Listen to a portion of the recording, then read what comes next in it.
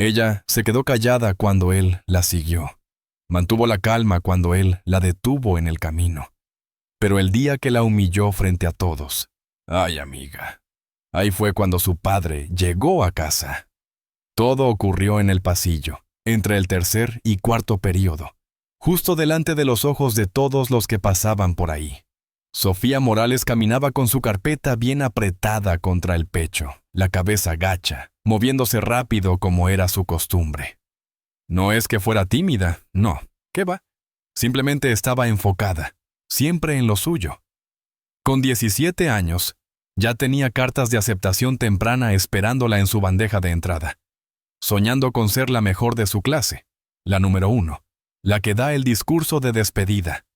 Nada de dramas, nada de escándalos, solo ella, sus libros y esos planes que trazaba con tanto cariño. Pero ese miércoles, todo se torció. Todo cambió de golpe. El oficial Gonzalo Vega, el policía del pueblo asignado a la seguridad del Instituto Melrose, en el sur de Arkansas, estaba plantado cerca de las puertas del comedor.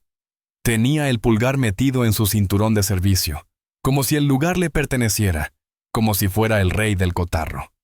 Unos cuantos estudiantes estaban a su alrededor, riéndose de algo que había dicho, seguramente una de sus bromitas.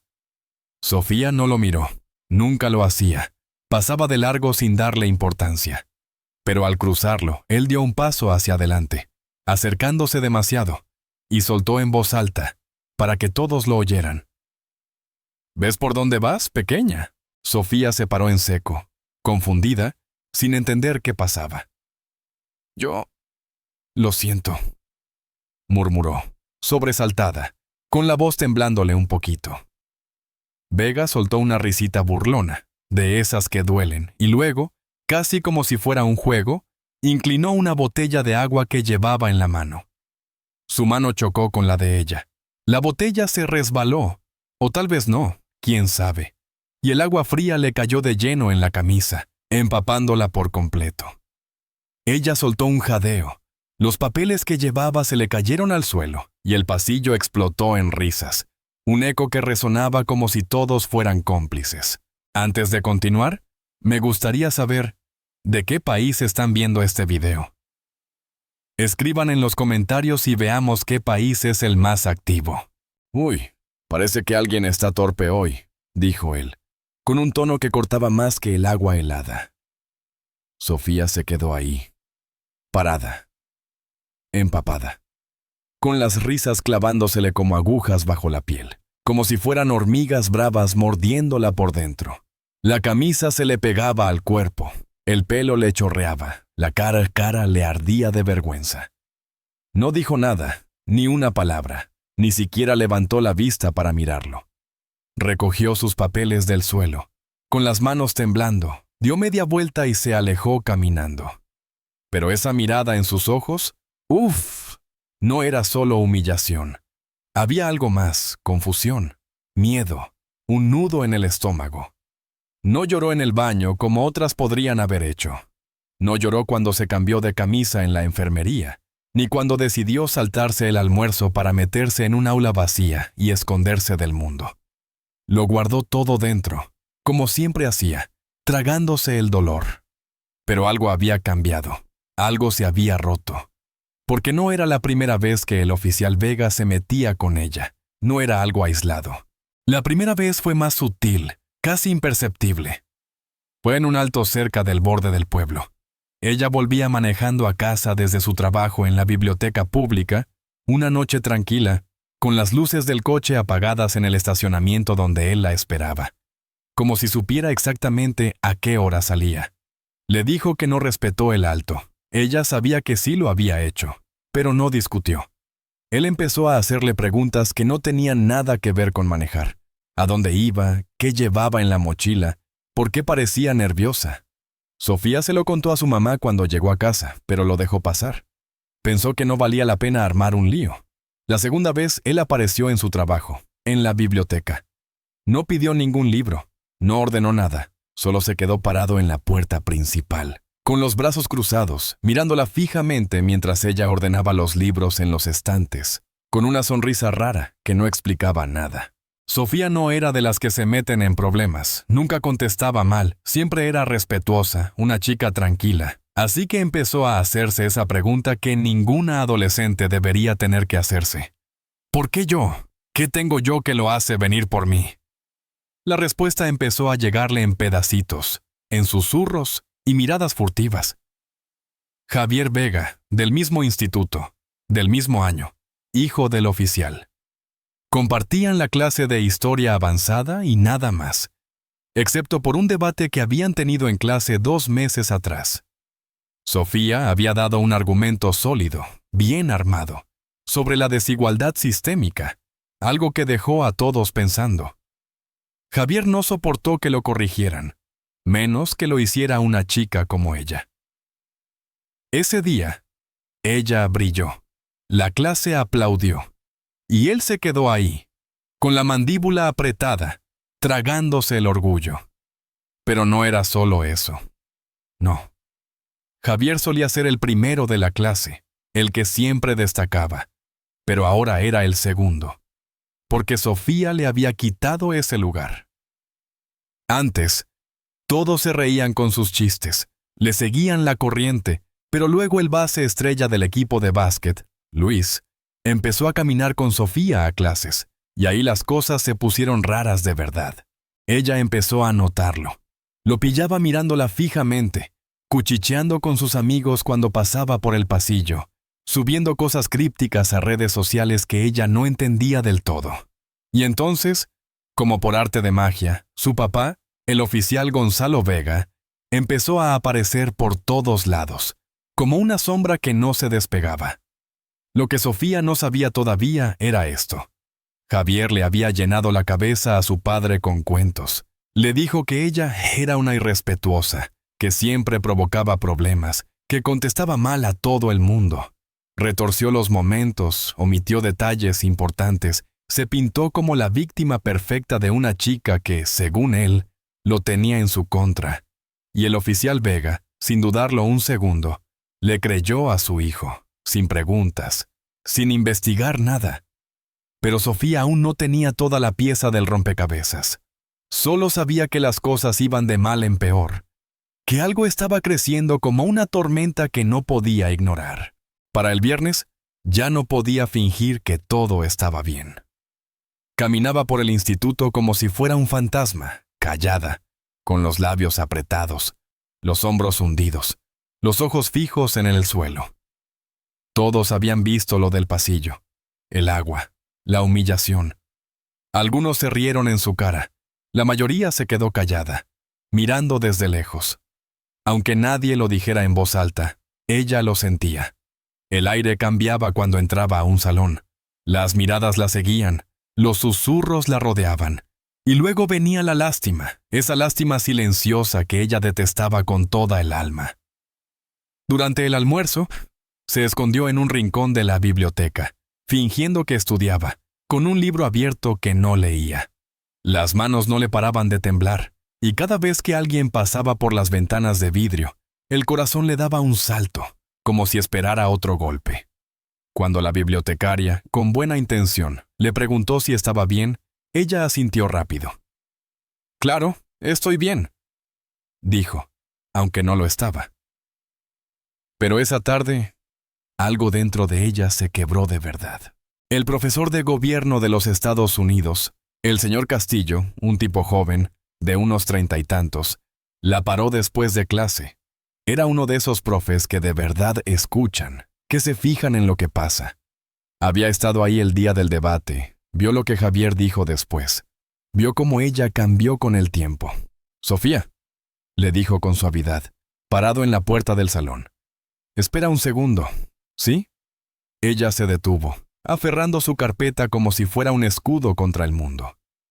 «¿Segura que todo está bien?» Ella dudó un instante, tragó saliva. «Sí, estoy bien», respondió. Pero la voz le salió débil. «¿Segura? Mira, llevo suficiente tiempo dando clases para saber cuándo una alumna no está bien. ¿Y tú no lo estás?» Eso fue todo lo que necesitó. No se puso a llorar como en una novela. No se derrumbó en el suelo. Pero la voz se le quebró. Los hombros le temblaron un poquito. El señor Castillo dio un paso atrás, dándole espacio, sin presionarla, solo esperando. «No hice nada», susurró ella al fin, casi como si se lo dijera a sí misma. «Te creo», respondió él, firme, claro. Fue la primera vez que alguien lo dijo en voz alta, y esas dos palabras le pegaron fuerte. Esa noche, cuando llegó a casa y vio las botas de su papá junto a la puerta, con el barro todavía fresco en las suelas, se quedó helada, como si el tiempo se detuviera. Él estaba de vuelta. El coronel Antonio Morales, técnicamente retirado, pero aún llevaba ese porte de soldado. Hablaba con esa calma que hacía que cada palabra pesara como una roca. No había avisado que llegaba antes, nunca lo hacía. Simplemente aparecía cuando más se le necesitaba, y lo vio en su cara en cuanto cruzó la puerta. No tuvo ni que preguntar mucho.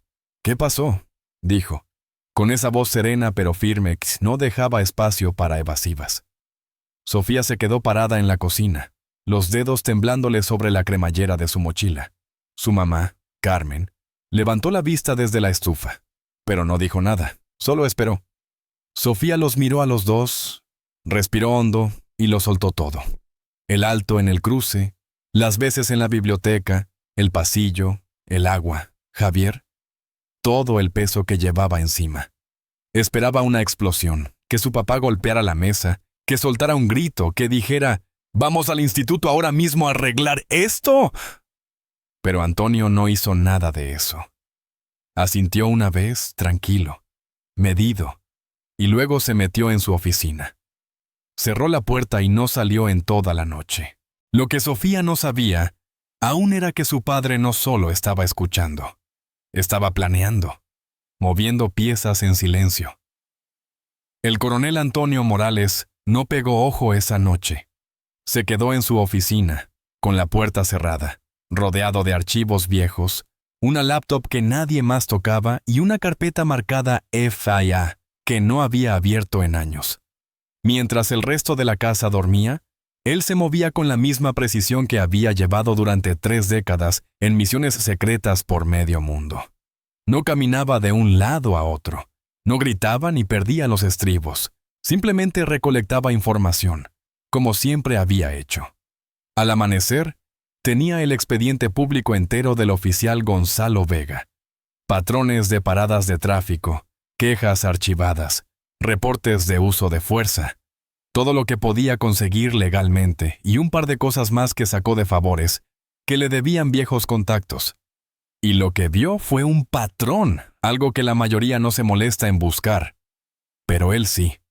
Antonio siempre conectaba los puntos, y estos decían una cosa clarísima. Gonzalo Vega tenía un problema con los chicos negros que hablaban, que destacaban o que no sabían su lugar, según él. Y su hijo Javier, igualito que el padre, misma semilla, solo que con otro disfraz.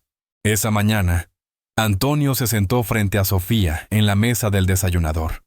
Ella apenas tocó el pan tostado que tenía enfrente, perdida en sus pensamientos. Él no la presionó, no le dijo «come algo», solo la miró y preguntó con calma: «¿Confías en mí?». Ella asintió, sin dudarlo. «Bien», dijo él, empujando un sobre de Manila hacia ella. «Porque esto termina hoy, aquí y ahora». Esa tarde, Antonio llegó al Instituto Melrose.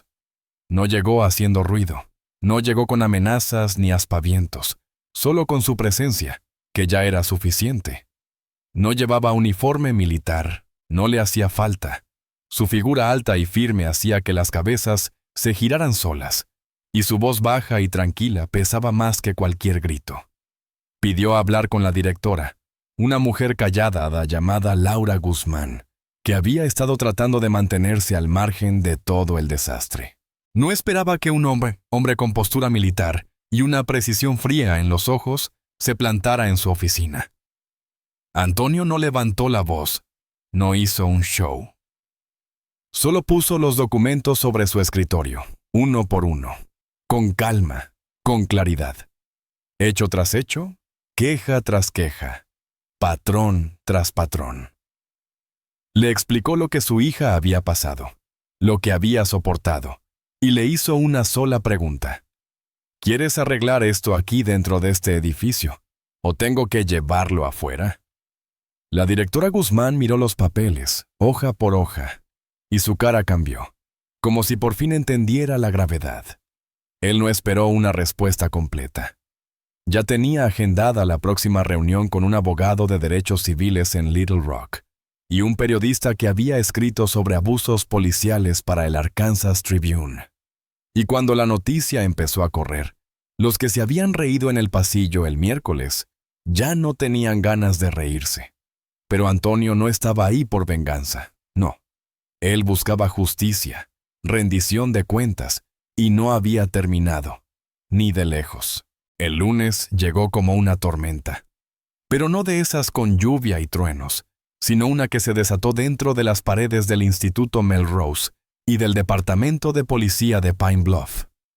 Antes de que empezara siquiera el primer período, pidieron al oficial Gonzalo Vega que entrara a una reunión privada con la directora Guzmán y un representante del distrito escolar. Entró con esa sonrisita suya, confiado, como si nada pudiera tocarlo, y salió dejando su placa sobre la mesa, con la cara larga. Suspensión pendiente de investigación, le dijeron. Eso fue solo el comienzo, el primer dominó en caer. Para el mediodía, el contacto de Antonio en el Arkansas Tribune había publicado un artículo titulado Estudiante destacada acosada por un oficial local. Su padre alza la voz. No era un texto sensacionalista, no lo necesitaba. Los hechos hablaban por sí solos. Incluía marcas de tiempo de cámaras de patrulla, quejas públicas, testimonios de otros estudiantes que habían pasado por lo mismo, incluso una cita del señor Castillo. Es una de las alumnas más respetuosas y enfocadas que he tenido en mi vida. Esto no tuvo nada que ver con su comportamiento. Fue algo personal. Para cuando llegó la 6ª hora, el teléfono de Sofía no paraba de vibrar con notificaciones. Los medios locales lo agarraron como pan caliente, y el Canal 7 transmitió la historia esa misma noche, con su cara borrosa en la pantalla, pero todos en el instituto sabían quién era. La chica callada, la que nunca armaba líos, la que habían humillado a propósito frente a todos. Ahora, todo estaba dando un giro inesperado. Javier Vega intentó pasar desapercibido, hacerse el invisible. Borró sus comentarios raros de las redes. Sus amigos se quedaron mudos de repente, y hasta el jugador de básquet que antes se reía de sus chistes, ya no le hacía ni caso, ni lo miraba a los ojos. Nadie quería ser el próximo en la lista. Nadie quería meterse en ese lío. Sofía no se pavoneó por los pasillos, no alardeó de nada. No era su estilo. Entró al instituto como siempre lo había hecho, con su carpeta en las manos. Pero esta vez sus hombros estaban rectos, su paso más seguro. Y cuando pasó por ese pasillo donde todo había pasado, el agua, las risas, la humillación, algo cambió dentro de ella. No era rabia, no era ganas de revancha, era otra cosa. Paz, una paz tranquila que le llenaba el pecho. Afuera del instituto, las cosas se pusieron más ruidosas, más grandes. 3 estudiantes más dieron un paso al frente con historias parecidas. 2 chicos negros y una niña que contaron cómo el oficial Vega los había parado sin motivo, los había acusado de cosas que no hicieron, los había hecho sentir miedo sin razón alguna. Ahora la historia ya no era solo sobre Sofía, era sobre un patrón, algo más grande que una sola persona. Antonio no dijo mucho en público. No era de los que buscan cámaras. Dio una sola entrevista, corta y al grano. El reportero le preguntó por qué no había ido más fuerte, por qué no había lanzado demandas a diestra y siniestra, más presión, más fuego. A veces la verdad es lo que más suena en una habitación, respondió él, tranquilo. No necesito destruir a un hombre. Solo necesito que la verdad haga su trabajo. Y eso basta. Esa verdad hizo más que manchar reputaciones. Despertó reuniones urgentes en la junta escolar. Obligó al departamento de policía a revisar sus entrenamientos y sus políticas. Y le dio valor a un puñado de chicos asustados para que alzaran la voz. No solo en Melrose, sino también en pueblos cercanos donde pasaba lo mismo. Y a Sofía la invitaron a hablar en un encuentro de liderazgo estudiantil en Fayetteville. Ahí habló de dignidad, de miedo, de lo que se siente cuando los que tienen el poder olvidan que sigues siendo una niña, que tienes derecho a estar tranquila. Cerró su discurso con una frase que no sacó de un libro ni le escribió un profe. Salió de su papá, directa del corazón. El silencio no siempre es debilidad. A veces es el momento justo antes de que la verdad entre caminando al cuarto. Pero aún faltaba un capítulo, uno final, sin reporteros, sin directores, sin cámaras grabando, solo una conversación cara a cara, de persona a persona. Fue una semana después, en una sala pequeña dentro de la oficina del distrito. Paredes lisas, sin gracia, sillas plegables, un reloj en la pared que hacía un tic-tac demasiado fuerte. Sofía se sentó frente a Gonzalo Vega, que ahora no se parecía en nada al hombre que le había echado agua encima frente a una multitud, sin placa, sin uniforme, solo un tipo sentado ahí, tieso, esquivando su mirada como si el suelo fuera más interesante. Él no quería estar ahí, se le notaba en la cara, pero el distrito había insistido en esa reunión. Un diálogo restaurativo, lo llamaron, algo para cerrar heridas. Sofía tampoco quería al principio. ¿Para qué? Pero su papá le había hecho una pregunta sencilla. ¿Quieres que te escuche a ti, de tu propia voz, o que solo oiga hablar de ti? Así que decidió ir, por ella misma. El mediador abrió la reunión, explicó cómo iba a funcionar todo, y luego se hizo a un lado, dejando que el silencio llenara el aire. Fue Sofía quien habló primero, rompiendo el hielo. «Me humillaste», dijo, mirándolo directo a los ojos, sin titubear. «Me señalaste. Me hiciste el blanco porque tu hijo no pudo soportar que una chica fuera más lista que él, que lo dejara atrás». Gonzalo se movió en su silla. Incómodo, carraspeó. Pero seguía sin mirarla. «Me seguiste. Me hiciste sentir insegura. Me trataste como si no valiera nada, cuando lo único que he hecho siempre es estudiar, trabajar y no meterme con nadie. Nunca». Las palabras salían tranquilas, firmes. No eran gritos ni ataques, solo la pura verdad, cruda y sencilla. Él abrió la boca, como si quisiera decir algo. La cerró de nuevo, y al fin soltó. «No era mi intención». Ella parpadeó, incrédula. «¿No era tu intención? Me echaste agua encima frente a todos, me dejaste ahí parada. ¿Cuál era tu intención entonces?» Él se quedó callado otra vez, sin respuesta. Sofía no estaba buscando una disculpa vacía, no la necesitaba realmente. Lo que quería era mirarlo a los ojos y saber que él sabía, que entendía lo que había hecho, que no podía esconderse de eso. Se levantó. Le dio las gracias al mediador con educación y salió de la sala. Su mensaje ya había llegado, alto y claro. Afuera, Antonio estaba esperando junto al coche. No llevaba traje, no traía su carpeta de documentos, solo estaba él. Con esa fuerza tranquila que no necesita alzar la voz para hacerse sentir. Ella subió al carro, soltó un suspiro largo, como si hubiera estado conteniendo el aliento por semanas enteras. Él la miró de reojo y preguntó, ¿cómo se sintió? Ella no sonrió, pero asintió, con una calma nueva. Como ganar sin tener que pelear, sin hacer ruido. Él asintió también con una leve curva en los labios. Eso, mi niña, es el poder de verdad. El que no necesita gritar. Sofía no volvió a hacerse invisible después de eso. No quiso regresar a ser la sombra que pasaba desapercibida. Empezó a mentorar a chicas más jóvenes en el instituto. Se unió a un grupo estudiantil por la justicia, Escribió un artículo para una columna juvenil en el periódico estatal. No lo hizo para estar en el reflector. No era por fama, sino para asegurarse de que su voz no se apagara otra vez. Porque cuando te han silenciado, cuando te han hecho sentir pequeña, hablar se convierte en una responsabilidad, en algo que debes hacer por los demás. No todos tienen un papá como Antonio Morales. No todos tienen un montón de pruebas, un profesor que los escuche de verdad o un periodista dispuesto a contar su historia. Sofía lo sabía bien, y por eso habló, por ella y por los que no podían, por los que no tenían a quién recurrir. Eso fue lo que la hizo poderosa, lo que la hizo diferente. Y el oficial Vega, bueno, no volvió a poner un pie en Melrose. Su placa quedó suspendida indefinidamente. Intentó pelear contra eso, pero el sistema que él creía intocable empezó a moverse, a hacer lo que debía hacer. Poco a poco, en silencio, justo como Antonio había dicho. No se trata de ser el más ruidoso, se trata de tener la razón y punto.